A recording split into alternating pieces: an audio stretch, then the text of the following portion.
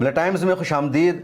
غزہ پٹی کی طرف جانے والا تاریخ کا سب سے بڑا قافلہ، سب سے بڑا احتجاج اب اگلے چند دنوں میں وہاں پہنچ جائے گا۔ 25 سے زیادہ جہاز اس قافلے میں شریک ہیں۔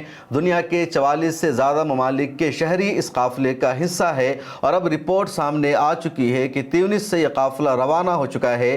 دوسرے ممالک سے جو جہاز روانہ ہوئے تھے وہ تمام جہاز بھی میڈیٹرین سی میں اکٹھے ہو چکے ہیں، اور اب 25 سے زیادہ جہاز ایک ساتھ روانہ ہو چکے ہیں، اور چند دنوں میں غزہ پٹی کے ساحل پر یہ جہاز لنگر انداز ہو جائے گا۔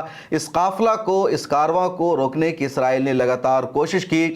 تیونس کے علاقے میں 2 جہازوں پر حملہ ہو چکا، اور لگاتار 2 دن گلوبل سموتھ فلوٹیلا کے جہازوں پر اسرائیل نے ڈرون سے حملہ کیا، لیکن گلوبل سموتھ فلوٹیلا میں جو پروٹیسٹر ہیں، جو وہاں مظاہرین ہیں اور دنیا کے مختلف ملکوں سے تعلق رکھتے ہیں، انہوں نے ہمت دکھائی، انہوں نے حوصلہ دکھایا اور کہا ہم پیچھے ہٹنے والے نہیں ہیں۔ ہمارا یہ قافلہ غزہ پٹی جائے گا۔ غزہ پٹی میں جو جنوسائیڈ ہو رہا ہے، غزہ پٹی کی جو ناکہ بندی کی جا چکی ہے، غزہ پٹی کی 20 لاکھ عوام کو بھوکے رہنے پر جو مجبور کیا جا رہا ہے، اس کو ختم کرنے کے لیے ہم وہاں ہر حال میں پہنچیں گے، پیچھے ہٹنے والے نہیں ہیں۔ اسرائیل چاہے جتنا ہم پر حملہ کرے، اور اتنا ہی نہیں بلکہ اسرائیل کا لگاتار جب 2 دن حملہ ہوا تو 2 حملے کے بعد گلوبل سموتھ فلوٹیلا کے لیڈرز نے جو تقریر کی، وہ تقریر حضرت حسین رضی اللہ تعالیٰ عنہ کی یاد دلاتی ہے۔ جب واقع حسین پڑھیں گے، واقع کربلا پڑھیں گے، تو ایک موقع آتا ہے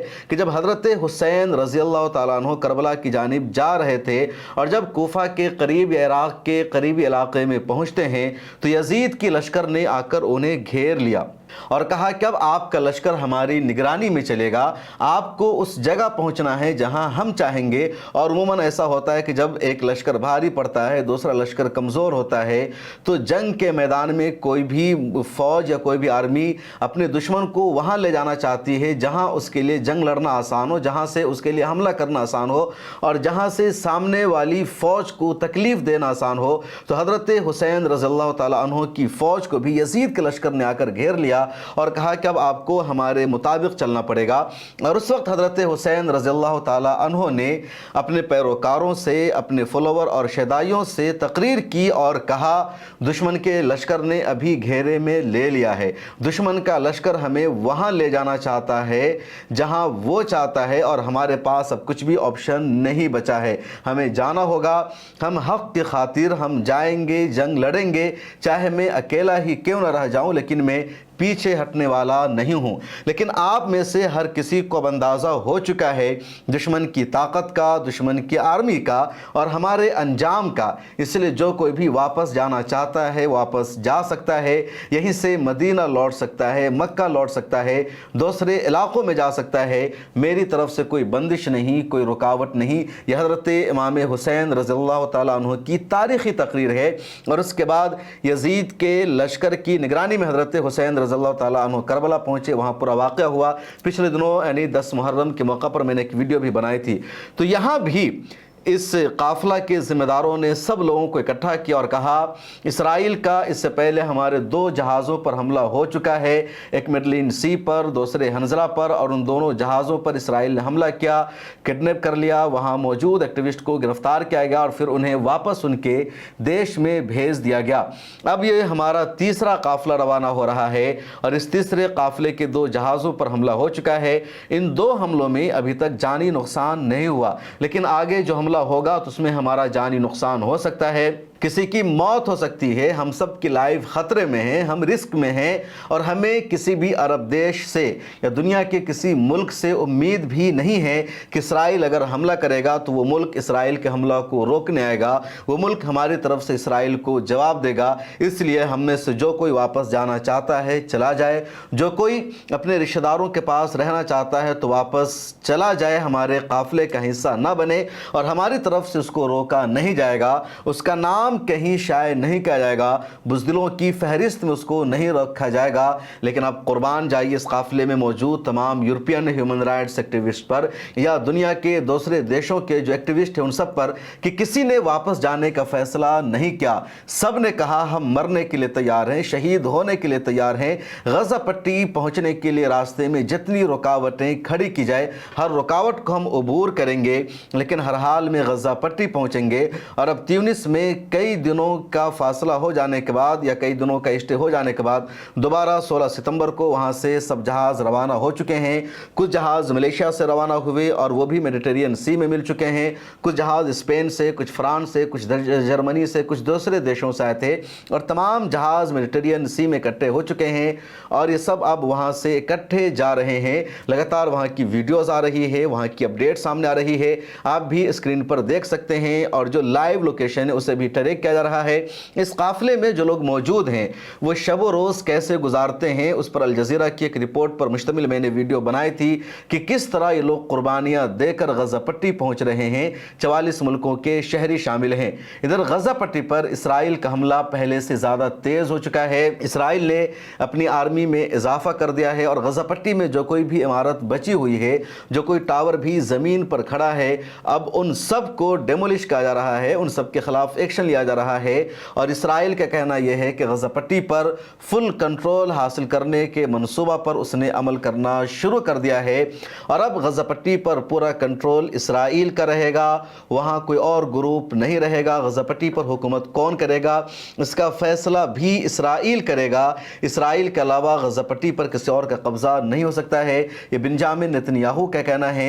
उधर इसराइल में बेंजामिन नेतन्याहू के खिलाफ एहतजाज बढ़ता जा रहा है। बेंजामिन नेतन्याहू के घरों का भी मुहासरा हो चुका है और दबाव है कि तुम हर हाल में हमास के साथ सरेंडर करो, सर झुकाओ, डील करो, लेकिन बेंजामिन नेतन्याहू कुछ भी सुनने को तैयार नहीं है। इधर एक और बड़ी खबर है और ये खबर नहीं बल्कि सबसे बड़ी खबर है कि यूनाइटेड कमीशन ने गज़ा पट्टी में जारी कत्ले आम को अब बाज़ाब्ता जेनोसाइड कह दिया है। यूनाइटेड नेशन की रिपोर्ट ने कन्फर्म कर दिया है कि गज़ा पट्टी में इसराइल जिस तरह जंग कर रहा है, जिस तरह हमले कर रहा है, जिस तरह वो बमों को बरसा रहा है, जिस तरह उसकी आर्मी आम फ़लस्तीनियों को कत्ल कर रही है, ये जेनोसाइड है, ये कत्ले आम है। वैसे तो हम जैसे जर्नलिस्ट शुरू से बात कहते आ रहे हैं, हम सब लोगों ने बाज़ाब्ता सबूत दिखाया कि गज़ा पट्टी में इसराइल जो कुछ कर रहा है वो जेनोसाइड है, वो कत्लेआम है। लेकिन अब यूनाइटेड नेशन ने भी इस बात को एक्सेप्ट कर लिया है। यूनाइटेड नेशन की रिपोर्ट में बाज़ाब्ता ये कन्फर्म हो चुका है कि इसराइल गज़ा पट्टी में जेनोसाइड कर रहा है। आप यूनाइटेड नेशन की वेबसाइट को देखिए और यूनाइटेड नेशन की वेबसाइट ने जो लिखा है, Israel has committed genocide in the Gaza strip, UN commission finds. तो यूएन का जो कमीशन है उसने फाइंड किया है, उसकी तहकीकी रिपोर्ट सामने आ गई है और 16 सितंबर 2025 को यूनाइटेड नेशन ने अपनी वेबसाइट पर इस खबर को शाये किया। उसके बाद दुनिया भर की मीडिया में खबर आ चुकी है। इसराइल ने यूएन की इस खबर को झुटला दी और कहा कि यूएन की खबर गलत है, लेकिन इसराइल पूरा का पूरा ही गलत है और इसराइल अब दुनिया में लगातार जलील हो रहा है। इसराइल के सपोर्टर देशों ने भी अब इसराइल से अपना रिश्ता, नाता और ताल्लुक ख़त्म करना शुरू कर दिया है। और जेनोसाइड बहुत बड़ा लफ्ज़ होता है। जो मुल्क जेनोसाइड का मुर्तकिब पाया जाता है उसके ख़िलाफ़ एक्शन लेना ज़रूरी होता है। यूनाइटेड नेशन की रुकनीत उसकी बाकी नहीं रहनी चाहिए, ये बाज़ाब्ता उसूल है। और जेनोसाइड क्या होता है उसको भी समझिए। जेनोसाइड का मतलब होता है किसी भी कौम को खा नस्ली तौर पर या मजहबी तौर पर या इलाकाई तौर पर ख़त्म कर देना, कौम को पूरी तरह तबाह कर देना या जुज़वी तौर पर कौम के अफराद को मारना महज इस वजह से कि उसका ताल्लुक़ किसी कौम से है। यूनाइटेड नेशन का कहना है कि गज़ा पट्टी में इसराइल जिस तरह आम फ़लस्तीनियों को मार रहा है या आम फ़लस्तीनियों तक वो इमदादी सामान को पहुंचने नहीं दे रहा है, उन तक पानी को पहुंचने से रोका जा रहा है, खाने पीने की अशिया को पहुंचने नहीं दिया जा रहा है, वो बीमार हैं और उन तक दवा को पहुंचने नहीं दिया जा रहा है, उनके हस्पतालों को डेमोलिश किया जा रहा है, उनको इलाज की सहूलत से रोका जा रहा है। और ये तमाम चीज़ें जेनोसाइड के अंदर ही आती है कि किसी कौम को खाने पीने से महरूम करना, किसी कौम को इलाज से महरूम करना, किसी कौम को बेघर करना, उस पर हमले करना। और यही जेनोसाइड का हिस्सा है, क्योंकि जो तमाम एक्टिविटीज़ है ये ख़तरा है, इससे फ़लस्तीनियों की लगातार मौत रही है। इसराइल बार बार ये कहता है कि गज़ा पट्टी में जो कुछ वो कर रहा है वो जंगी नुक्ते नज़र से वो अस्करी कार्रवाई है, हमास के ख़िलाफ़ उसकी लड़ाई है। इसराइल हमास के लड़ाकों को, अल-क़स्साम ब्रिगेड के फाइटर्स को मार रहा है, लेकिन ये सरासर झूठ है, यह हकीकत के ख़िलाफ़ है।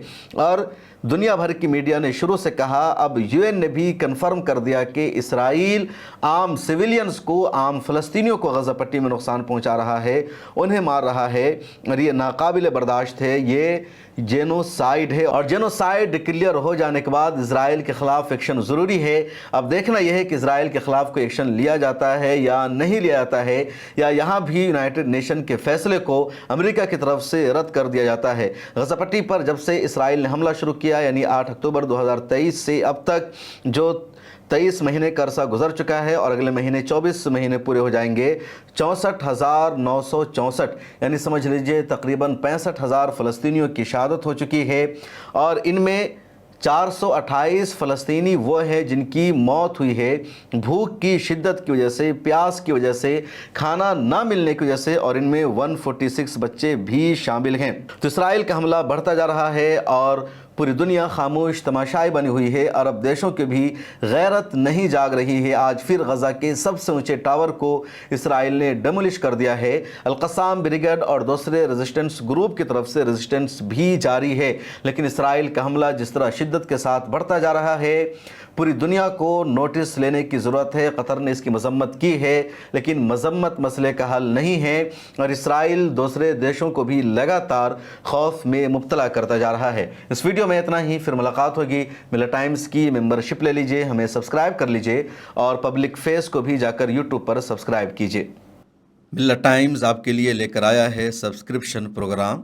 डिस्क्रिप्शन में मौजूद लिंक पर क्लिक करें या यहाँ दिया गया QR कोड स्कैन करें, जिसके बाद एक पेज खुलेगा जहां आप 99 रुपये का या कोई दूसरा प्लान चुन सकते हैं। फिर सब्सक्राइब नाउ पर क्लिक करें, उसके बाद अपना ईमेल, फ़ोन नंबर और नाम दर्ज करें और प्रोसीड पर जाएं। एक नया पेज खुलेगा जहां आपको अपना UPI ID डालना है। फिर फ़ोन पे, गूगल पे या पेटीएम पर जाएं और वहां जो नोटिफिकेशन आया है उसको ओके कर दें। बस आप बन जाएंगे मिल्लत टाइम्स के सब्सक्राइबर और खुसूसी मेंबर।